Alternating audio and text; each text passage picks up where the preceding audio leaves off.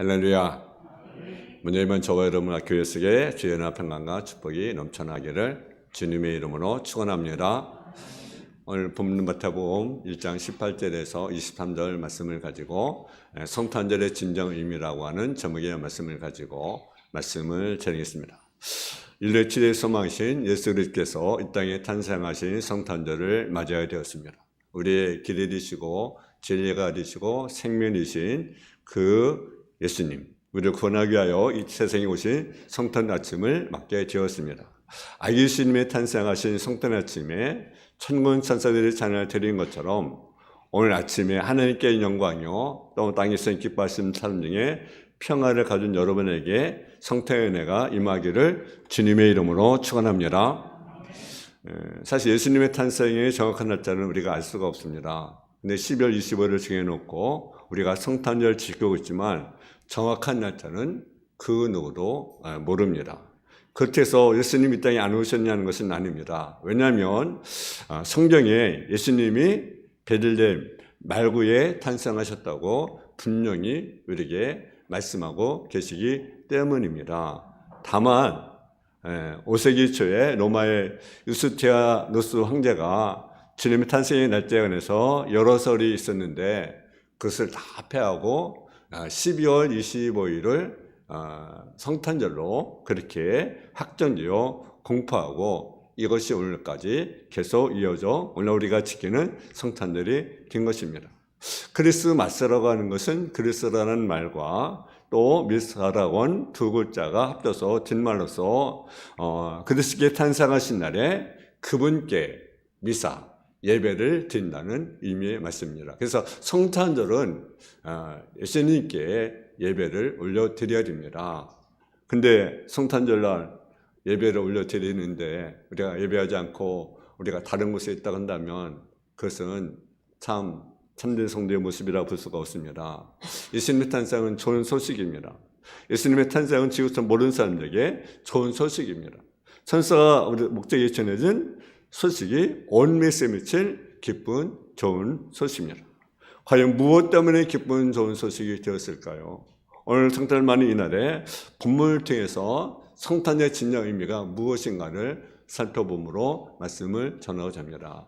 첫째는 하나님이 사람을 몸을 입고 이 땅에 오셨다는 데 의미가 있습니다.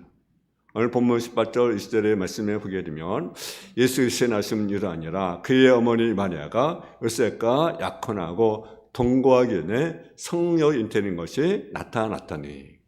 20절 하반부에 보게 되면 그에게 잉태된 자는 성령으로 진 것이다. 성령이란 거룩한 영, 하나님의 영을 의미합니다. 하나님의 영이 처녀 마리아의 몸에 임하니 그 성령의 임함과 함께 예수님이 마리아의 몸에서 잉태되어서 이 땅에 탄생되었다는 사실입니다. 우리 주 예수 그리스도는 마리아의 몸에 하나님의 아들로 태어나기 전에 이미 성부 하나님과 함께 계셨던 성자 하나님이십니다. 우리는 성의 일체 하나님을 믿습니다.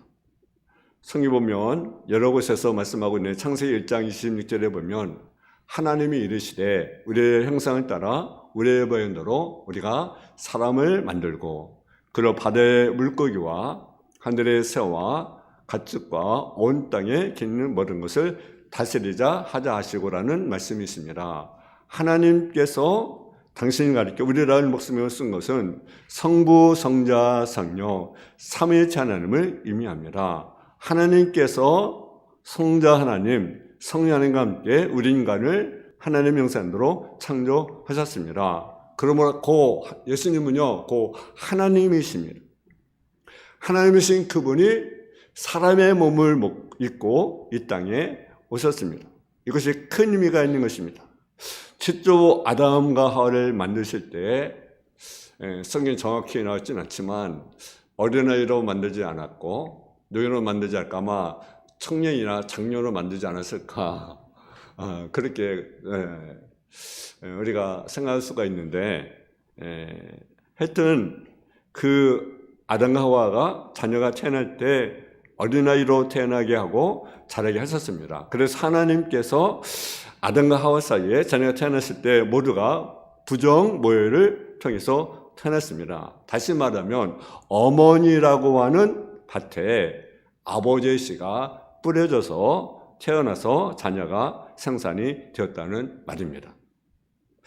마찬가지로 하나님께서 하나님의 아들이라고 말하는 것은 하나님의 씨, 하나님의 생명을 가진 하나님의 영이 마리아의 몸에 임함으로 그 성령에서 예수님이 인테리에 왔기 때문에 그분을 가리켜 하나님의 아들이라고 말씀을 하는 것입니다. 사람의 씨를 받았으면 사람의 아들인데 하나님의 영, 하나님의 생명을 받아서 태어났기 때문에 그를 일컬어 하나님의 아들이라고 우리가 말을 하는 것입니다. 그러므로 예수님은요, 다른 그 성인들과 같이 보시면 안 됩니다. 예를 들어 석가모니나 아니면 공자나 마호메트나 그런 삶과 동일하게 보는 그런 작았던 것은 잘못된 것입니다. 세상사는 그렇게 말할 수 있지만 우리는 절대로 그렇게 생각해서는 안 됩니다. 그 한결같이 아담이 혈통으로 태어나서부터 죄인입니다. 여러분, 죄인은요 결코 죄인을 구원할 수가 없습니다. 어떻게 죄인이 죄인을 구원할 수가 있겠습니까? 마치 망망한 바다에 배가 파손되어 사람들이 바다에 빠져 허우적거리고 있는데 그중에 헤엄 잘 치는 사람이 나로 살고 다른 사람도 내가 살려야 되겠다 라고 한다면 얼마나 어리석은 것 아니겠습니까? 긴급 전화를 해요. 헬리콥터가 와서 밧줄을 내려준다는 데서 어떤 다른 사람이 그를 건져줘야 하는 것이지 스스로 구원을 받을 수가 없습니다. 아담 이후로 모르는 사람이 죄로 타락했기 때문에 죄인의 죄인을 구원할 수가 없고 죄 없는 의인만이 죄인을 구원할 수 있기 때문에 하나님의 아들이 이 땅에 오셔서 그분의 사랑의 몸을 입고 오셨습니다. 그분만이 구원할 수가 있습니다. 그래서 천하인간의 구원을 말한 다른 이름을 우리에게 준 일이 없다. 예수님만이 유일한 구원이고 예수님이 유일한 생명이라는 거죠. 사도행전 4장 12절에 보기를 다른 일은 구원받을 이름이 우리에게 준 일이 없다. 오직 누구를 통해서만 구원을 얻습니까? 십자가에 달리신 그 예수님을 믿음을 통해서 우리가 구원을 얻게 되는 것입니다. 예수님은 하나님과 동등하십니다. 그래서 내 안에 아버지가 계시고 아버지 안에 내가 있다. 우리 예수님은 요한복음 17장에 아버지와 예수님을 동등하다고 말씀을 하십니다. 또 빌립보서 2장 1절에 보게 되면 그는 근본 하나님의 본체이시라고 말을 합니다. 에베소서 1장 2절의 말씀에 보면 하나님이 그 아들로 천지 만물을 창조하셨다고 말씀합니다. 그러므로 예수님은 바로 창조주였습니다. 성자 하나님이십니다. 그분이 사람의 몸을 입고 오셨기 때문에 이것이 엄청난 사건입니다. 두 번째로 성태의 의미는 하나님은 의로운 사람을 통해서 일하신다는 거죠. 아멘?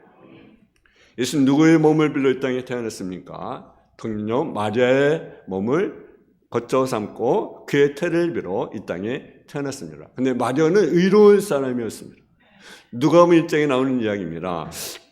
엘리사벳이라는 여인이 나이 많은 상태에서 예수님의 기잡이 나타날 세례요한에게 잉태된 지 6개월이 되어서 어느 날 천사 가브리엘에게 나타나 나사렛에 살고는 마리아에게 나타났습니다. 그러면서 은혜 받는 자여 평안할지어다.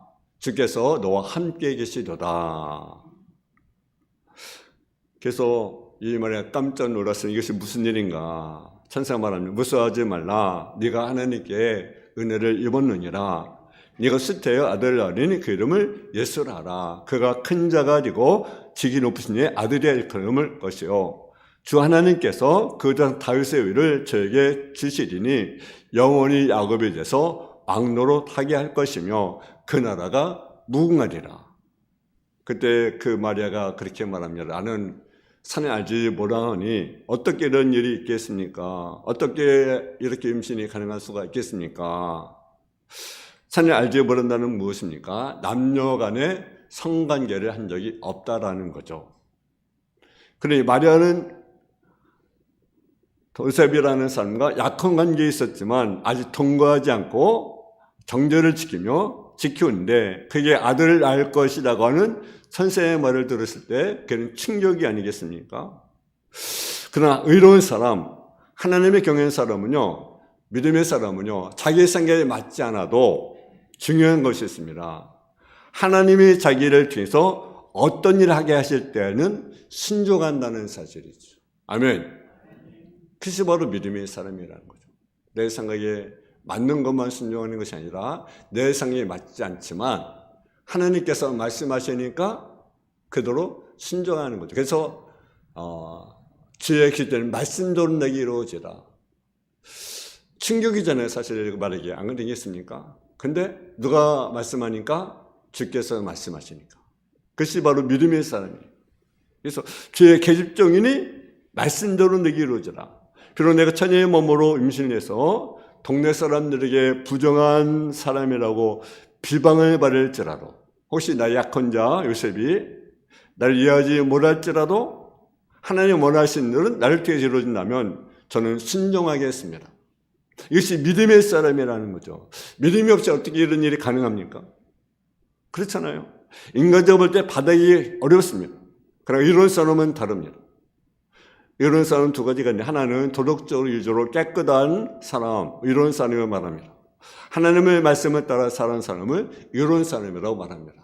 또 하나는 어떤 사람입니까? 믿음을 갖고 살아가는 사람을 하나님께서는 그를 가르쳐 의롭다 인정하는 거죠. 그래서 칭의, 의롭진 않지만 여러분이 의인이 어디가 있겠습니까? 그러나 우리가 예수를 믿을 때 의인으로 인정을 해주는 것이 바로 칭의라고 하는 거죠. 그래서 오직 의인은 무엇으로 합니까? 믿음으로 살리라.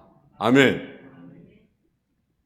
근데 의로운 사람은 뭐까지 약속을 하셨는데 그것이 복이라는 거죠. 그래서 시편 90편 12절에 보면 의인은 종려나무와 같이 번성하며, 또 야고보서 5장 13절에 보게 되면 의인의 간구를 하나님은 들으신다. 의인의 기도를 들으시고 성령을 충만했겠으니 하나님은 의로운 사람을 복준 줄 믿습니다. 그런데 많은 사람이 의롭게 살지 못합니다. 세상 물결 따라 살아갑니다. 창세기 6장에 나온 이야기입니다. 땅의 사람들이 번성할 때 사람들은 하나님에게서 떠나가기 시작을 합니다. 여러분, 경제가 성장하고 자기가 편해지면서 그들의 관심은 어디에 관심이 있습니까? 먹고 마시고 시집가고 장가가고 사고 파는데 정신을 다 썼습니다. 얼른 생각하면 먹고 마시고 사고 파는 것이, 장가고 시집가는 것이 무슨 죄가 되냐고 말할 수 있지만, 여러분, 중요한 것이 있습니다. 그 자체는 죄는 아닙니다. 먹고 마시는 것 죄는 아니라, 장가가고 결혼한 것이 죄가 아닌데 무엇이 됩니까? 목적이 거기에 두고 있다고 하면 그것이 죄라는 거죠. 목적. 내가 먹고 마시는 일이 목적이라고 한다면, 내가 사고 파는 것이 목적이라 한다면 그것이 바로 죄라는 거예요. 그 자체가 죄가 아니라. 왜 사는가? 먹고 살기 위해서? 왜 사는가? 돈 벌기 위해서? 왜 사는가? 깨를 위해서 산다? 그러면 그것이 바로 죄라고 하는 거죠. 목적이 그것이란다. 하나님의 인생을 지으신 목적은 무엇입니까? 하나님을 영화롭게 하는데 우리를 지으셨습니다. 하나님을 기쁘게 섬기라고 우리 인생을 지으셨지만 하나님을 섬기지 않고 경제에 성장하고 살기에 편해지면서 지옥의 길로 치달았습니다.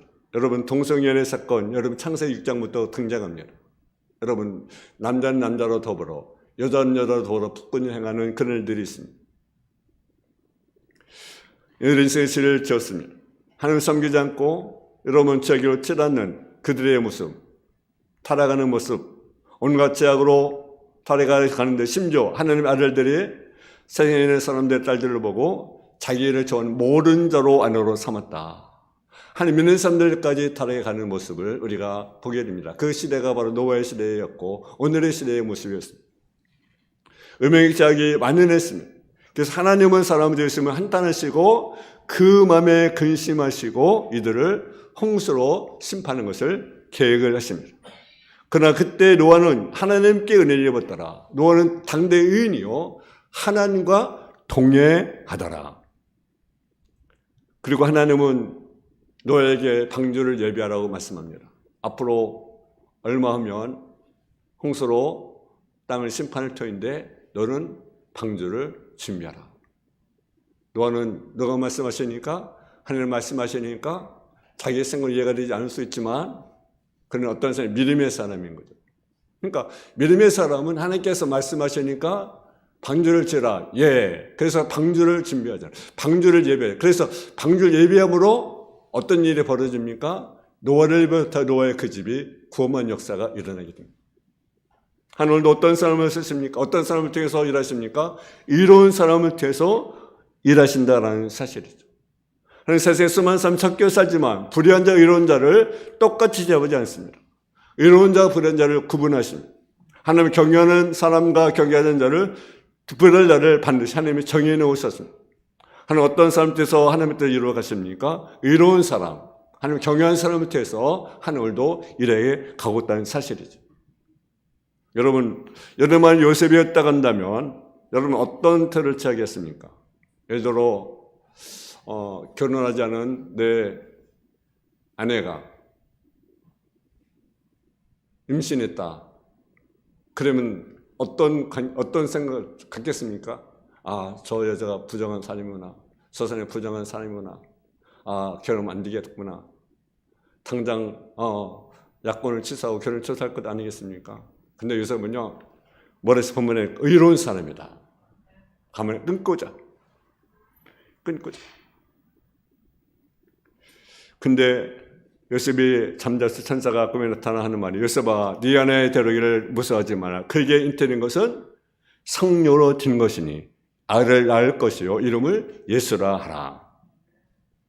요셉은 어떤 사람입니까? 마태복음 1장 19절 20절을 같이 한번 봉독하겠습니다. 마태복음 1장 19절에서 20절 말씀 시작. 그의 남편 요셉은 이로운 사람이라 그를 드러내지 않냐고 가만히 끊고자 하여 이를 생각할 때에 주의 사자가 통하여 이르되 다윗의 아들 요셉아 네 아내 마리아 데려기를 무서워하지 말라. 그의 잉태된 것이 성녀로 된 것이니라. 아멘. 아마 불의한 사람 같았으면 아마 그 여자를 들춰내고 그리고 떠들고 다니면서 그 여자 나쁜 여자다. 나하고 약혼 관계였는데 부정한 여자라고 그렇게 말했을 것입니다. 근데 요셉은 어떤 사람은 의로운 사람이기 때문에 가만히 끊고 됐다. 내 가슴이 아프지만 없는 것으로 하겠다고 정리했습니다. 여러분 누가 부정한 일이나 잘못한 일이 드러냈을 때 이 사람 저 사람 붙들고 아, 저 사람 나쁜 사람이라고 떠들고 그런 사람은요 악한 사람인 것입니다. 사랑은 허물을 덮어주고 감싸주고 그리고 자기의 대신 짐을 지는 내가 비록 수치를 당하고 고난을 당해도 상대방의 고통을 않겠다고 하는 이것이 바로 의로운 요셉의 마음이었습니다. 하나님의 나를 이해하고 용서하려 하고 감싸려고 하는 사람을 통해서 하나님은 큰 일을 이루신다는 사실입니다. 여러분 24절 25절에 보면 요셉이 잠을 깨어 일어나 죄의 사자의 분배도를 행하여 그의 아내를 데려왔으나 그를 낳기까지 동침하지 아니하더니 나음의 이름을 예수라 하니라. 여러분 오늘 은혜 받던 사람은 참 많습니다. 사랑하는 사람도 참 많습니다. 근데 말없이 십자가를 지는 사람은 많지 않습니다. 말없이 헌신하는 사람은 많지 않습니다. 그런 시대에는 살아가고 있습니다. 그러나 수치와 고난은 십자가의 내용인데 이런 십자가를 달게 되려는 요셉은 하나님은 외면하지 않으셨습니다. 처녀의 몸으로 누군가의 아들을 잉태한 마리아, 하나님이 원하시니 수치와 고난을 각오하는 그들에게 하나님은 복을 주었던 사실을 우리가 보게 됩니다. 세 번째로 성도의 참는 의미는 뭐냐? 하나님의 말씀은 반드시 예언한 대로 이루어진다는 사실입니다. 아멘. 그래서 22절 한번 23절에 한번 같이 봉독을 하겠습니다. 22절 23절 말씀 시작. 이 모든 일이 된 것은 주께서 선지로 하신 말씀을 이루려 하심이니 이르시되 보라 처녀가 잉태하여 아들을 낳을 것이요 그의 이름을 임마누엘이라 하리라 하셨으니 이를 번역한 주 하나님 우리와 함께 계시라 하미라. 아멘. 여러분 성경의 말씀, 선지하신 말씀은 반드시 이루어진다는 사실. 아멘. 그래서 예수님 탄생은 그냥 갑자기 이루어지는 것이 아니고 예수님 탄생 600년 전에 이사야라는 선지자를 통해서 이사야 7장 14절의 말씀을 보게 되면 보라 처녀가 아들 낳을 것이라 예언했는데 그 처녀가 바로 누구냐? 마리아라고 하는 사실입니다. 미가서 5장 2절에 그는 다윗의 조세 동네에 베들레헴에 탄생할 것이라고 예언했는데 그대로 이루어졌습니다. 그는 어둠에서 밝히는 빛으로 나타날 것이라 천하 만민의 구주로 오셨습니다. 아모스 3장 7절 말씀에 보게 되면 주 여호와께서는 자기의 비밀을 그종 선지자에게 보이지 아니하시고는 결코 행하심이 없으리라고 하셨습니다. 구약 성경을 걸어 모세의 글과 선지자의 글로 표현합니다. 모세의 글은 율법이고 선지자는 모두 예언자입니다. 신과 성경은 모두 예언의 말씀입니다. 근데 그 예언의 말씀대로 그대로 이루어진다는 사실이죠. 그리고 예언의 말씀을 계속 1장 3절에 보니까 있는 자와 듣는 자와 지킨 자가 복이 있다. 아멘. 복 받을 사람이 누굽니까? 예언의 말씀을 듣는 사람이고 그 말씀을 듣는 사람이고 있는 사람이고 들은 말씀을 지켜가는 사람이 복 있는 사람이라고 말씀합니다. 이런 사람이 보겠습니다. 거룩하게 지켜라. 여호와의 평강이 너희를 주장할 것이라. 이사야 58장 14절의 말씀입니다. 온전히 십일조를 하나님께 바치라. 복을 쌓을 것이 없도록 부어줄 것이라. 마갈라보기 3장 10절의 말씀입니다. 전에서 네 몸을 공경하라. 땅에서 잘되고 장수하리라. 에베소 6장 1절의 말씀입니다. 믿음으로 구하라. 받으리라. 너희가 지금까지 내 이름으로 아무것도 구하지 아니했으나 내 이름으로 구하면 시행하리니 그리고 너희가 받을 것이니 너희 기쁨이 충만하리라. 마태복음 16장 24절의 말씀입니다. 너희가 악할 자라로 자기 줄줄 떡을 달라면 돌을 주지 아니하고 생선 달라면 뱀을 주지 아니하거든 하물며 하늘에 계신 너희 아버지께서 구하는 자에게 좋은 거지 않겠느냐. 성령의 말씀은 그대로 이루어집니다. 아멘. 주의 성령이 함께할 것이라고 말합니다. 남에게 대접받고 된 대로 네가 먼저 남을 대접하라. 이것이 율법이요 선지자라고 말씀합니다. 여러분, 상대적인 존재이기 때문에 사람은요 다른 사람의 마음을 아프게 하면 나도 아픔을 당하게 되는 거죠. 다른 사람이 귀하게 여기면 나도 귀하게 여김을 받게 되는 것입니다. 우리는 다른 사람을 돌보는 너그러운 마음, 자비와 궁질의 마음을 갖고 살아가야 하는 거죠. 그냥 자기만 알고 그렇게 살면 평안이 없고 결국은 왕따 가지고 버림을 당하게 되는 것입니다. 뉴욕의 어떤 공동묘지 관련한 얘기를 읽었습니다. 수년 동안 매주마다 일을 맡겨야 하는 한 부인으로부터 매주 5달러의 돈을 보내오고 그 편지 내용은 아들이 무덤에 가서 신선한 꽃을 사다가 노라는 거죠. 그래서 그 관련이 그 몇 년을 그렇게 하는 거죠. 근데 어느 날 한 부인이 찾아왔습니다. 한 기사와 함께 초췌한 모습을 가지고 찾아왔습니다. 그의 가슴에 꽃다발이 안겨 있었습니다. 그리고 관련을 찾아서 하는 말이 제가 몇 년 동안 계속 편지를 보냈던 그러한 아담스 부인입니다 하면서 인사를 했습니다. 그 말 듣는 관련이 그런 말을 합니다. 매주 부인이 보내준 돈을 가지고 꽃을 사는데 내가 부인에게 매우 유감스러운 것이 있습니다. 그렇게 말합니다. 무엇이 유감스럽습니까? 무덤에 꽃을 넣으면 꽃은 시들어 버리잖아요. 그런 거래요. 근데 그 무덤을 누가 찾아옵니까? 너 그 꽃을 보러 옵니까? 근데 매주마다 이렇게 꽃 사다 놓고 또 버리고 사다 놓고 버리고 사다 놓고 버리고 그러잖아요. 본 사람도 없고 아는 사람도 없고. 근데 나는 예수 믿는 사람인데 제가 병원에 가면 가끔 꽃을 사가지고 갑니다. 정말 힘들고 어려운 사람 꽃을 사다 놓으면 그 사람이 그 꽃을 보고 기뻐하고 힘을 얻습니다. 근데 부인께서는 그 아들 무덤에 매주마다 사는 꽃을 갖다 놓는데 무슨 의미가 있습니까? 그러니까 이 부인이 아무 말도 못하고 그냥 돌아갑니다. 근데 한 3개월 후에 그 부인이 건강 모습으로 왔어요. 당신 말대로 제가 어려운 사람 꽃을 사다가 주니까 그 사람이 기뻐하는 모습을 봤습니다. 근데 그분도 기뻤지만 나도 기뻤습니다.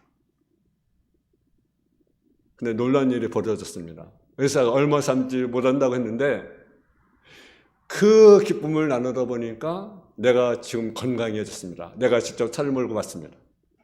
할렐루야.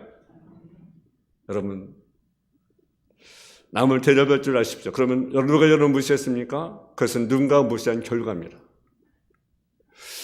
누가 여러분 기억입니까? 다른 사람을 기억했기 때문에 기억을 받은 것입니다. 스님은 주라, 좀 주라, 의뢰해주고, 기도해주고, 도와주고, 구제해주고, 봉사해주고, 수고해주고, 주라. 할렐루야.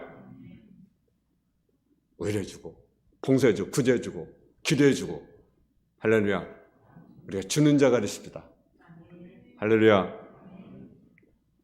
그러면 우리를 도와주게 될 것입니다. 성경이 뭐라 했습니까? 흔들어 누르고 넘치던 너에게 안겨줄 것이다. 주는 자에게. 그러니까 이제는 줘야 돼.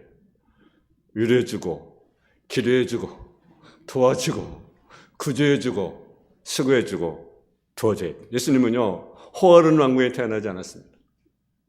낮고 찬한 말구에 오셨습니다. 왜 오셨겠습니까? 호화로운 호텔에서 중상모략하고 지지 있는 곳에 저는 오지 않습니다.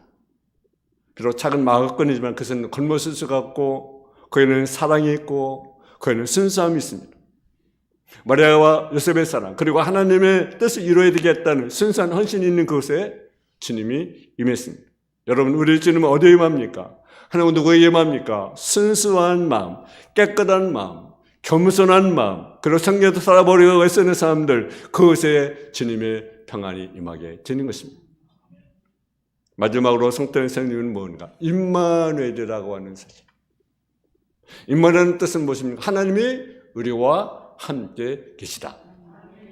이스라엘 그리스도인들이 받을 누릴 최고의 복은 하늘과 땅의 권세를 가지고 계신 그 예수님, 죽음을 이기시고 부활하신 영원한 생명, 평강의 왕, 전능자 그 예수님이 우리와 함께하는 복입니다. 이것이 가장 큰 복이라는 사실이죠. 사람들이 세상 사람 잡는 이유가 무엇입니까? 하나님은 멀리 계시다고 생각을 하는 거죠. 예수님은 저 하나님 우편에 계시다고 생각하기 때문에 그렇습니다. 그리고 어떤 사람은 예수님을 머리로만 알고 있는 거죠. 2000년 오신 예수님, 그냥 십자가에 지신 예수님, 그냥 부활하신 예수님. 이것이 내 체험이 아니라 하나의 지식으로, 하나의 지식으로. 내 체험이 아니라 예수님 십자가에 달려 돌아가신, 부활하신 그 예수님을 만나는 것이 아니라 지식으로 베들레헴에 태어났대. 예수님 십자가 죽으셨대. 예수님 부활하셨대. 승천하셨대. 지식으로 하는 거예요. 불행 아니겠어요? 머릿속만 예수님 담지 말고 마음속에 내가 예수님을 영접해야 된다는 거예요. 여러분 지적으로 아는 것은 아는 것이 아닙니다. 경험적으로 알아야 됩니다. 믿는다는 것은 단순히 안다는 것이 아니라 주님과 교제한다는 거죠. 주님과 만난다는 거죠. 깊은 교를 나누는 거죠. 내 안에 내 마음속에 성령 쌓고 주님이 함께 계신 멀리 계신 하나님이 아니라 가까이 계신 하나님 임마누엘 하나님 나의 마음이 성령 쌓고 주에 계심을 믿으시기 바랍니다. 그리고 예수님께서 십자가에 당한 수치와 고난과 죽음이 객관적인 사실에 나의 주관적인 사건을 받아들일 때 그 구원이 이루어지게 됩니다. 그가 찌는 우리의 허물을 인하며 그가 상 우리의 죄악이나 그가 징계를 받아 우리가 평안을 누리고 그가 책제에 맞아 우리가 나음을 입었더라. 예수께 우리의 죄악을 담당시키셨다. 예수님은 십자가에 못 박힌 순간에 나의 죄 십자가에 못 박혔고 그의 저주받음이 나의 복받음 길을 열어주었다는 사실을 우리가 믿어줘야 된다는 거죠. 예수님은 생명의 빛이다. 아멘. 식물도요 꽃을 빛을 좋아해요. 빛. 햇빛을 받아야 돼요. 해바라기는 여러분. 근데 중요해서 여러분 성경문 요한은요 해라는 말씀이 10편 84편 11절에 우리에게 말씀하고 있습니다. 노바리 4장 2절을 보니까 요한은 칠은 광선이라고 우리에게 말씀합니다. 광선. 또 요한복음 1장 19절에 보면 예수님은 참리 생명의 빛이라고 우리에게 말씀합니다. 여러분, 빛이 있는 곳에 내 마음과 정성을 쏟고 나가면 그 빛이 어떻습니까? 우리 비춰지게 되고 그 빛이 생명의 빛이요 치료의 강선이고 우리에게 무한 에너지가 되고 밝음이 되는 능력을 믿습니다. 여러분, 해 같은 예수님 내 안에 계신데 왜 내 마음이 어둡습니까? 내 마음에 예수님이 계시대. 빛 대신 예수님이 계신데 내 마음이 왜 어둡습니까? 내 마음에 빛 대신 주님이 안 계시니까 어두운 거죠. 빛 내 예수님 내 안에 계시면 우리가 빛난 상황을 할 수밖에 없는 거죠. 내 마음이 어둡다는 것은 내 마음에 예수님이 없고 아니면 예수님 문 밖에 계시기 때문에 그런 거죠. 그분이 내 마음에 오시면 우리는 빛된 생활을 하게 되는 거죠. 예수님을 모셔드리면 그 마음이 밝아질 수밖에 없는 거죠. 이 생의 빛은 오직 예수님이십니다. 그 빛 대신 예수님을 마음에 모십시오. 영접하십시오. 그리고 모시고 사십시오. 예수님은 마구간에 오셨습니다. 우리 마음이 마구간처럼 우리가 겸손하고 순진하고 정직하고 화려한 말씀은 없어도 하나님의 뜻이면 내가 순종하겠다는 믿음 있는 곳에 주님이 그것에 임하게 되는 것입니다. 여러분, 성탄 진의 의미가 무엇입니까? 하나님이 인간의 몸을 입고 오셨다는 사실이죠. 성탄의 의미는 무엇입니까? 하나님 어떤 사람한테 일하십니까? 의로운 사람을 위해서 일하신다는 거죠. 마리아 같은 의로운 사람, 요셉 같은 의로운 사람. 여러분, 그들은요, 세상의 멸시, 세상의 비웃음, 바를 걸 각오한 거 아니겠어요? 아, 저 사람이 임신했대. 그러나 말씀하시니까 말씀도 이루어지다. 할렐루야. 오늘도 어떤 사람 통해 일하십니까? 이로운 사람, 이런 사람, 그 사람과 오늘도 일하신다는 사실이죠. 여러분, 그리고요, 예언의 말씀은요 반드시 이루어진다는 거죠. 성경의 말씀 반드시 이루어진다. 기도하는 사람에게 성수만을 주시고 말씀대로 살면 들어간 나로 복을 받겠다고 말씀하십니다. 그리고 그 예수님은 임마누엘, 오늘도 함께 하십니다. 할렐루야. 그래서 내 마음에 모십시오. 그럼 우리 빛된 상. 왜 어둡습니까? 우리 집에 빛이 없으니까. 그 예수님은 오늘도 임마누엘, 임마누엘 은혜가 이 교회에 여러분의 가정 가운데, 여러분의 10년 가운데, 여러분의 3년 가운데 늘 임할 수 있기를 주님의 이름으로 축원합니다. 기도하겠습니다. 하나님 아버지 하나님, 하나님께서 인간의 몸을 입고 오셨습니다. 오늘도 의로운 사람을 통해서 일하십니다. 의로운 마리아 요셉을 통해서 예수님이 탄생하신 축복을 우리가 누리게 된 것을 우리가 보게 됩니다. 우리가 의로운 사람이 되하여 주시옵시길 원합니다. 아버지 하나님, 정말로 오늘도 그 예수님은 오늘도 임마누엘임을 우리가 알게 하시고 그 예수님 오늘도 함께 하시면 우리가 깨닫는 성도의 삶으로 덧입어 주옵소서. 예수님의 이름으로 기도했습니다. 아멘.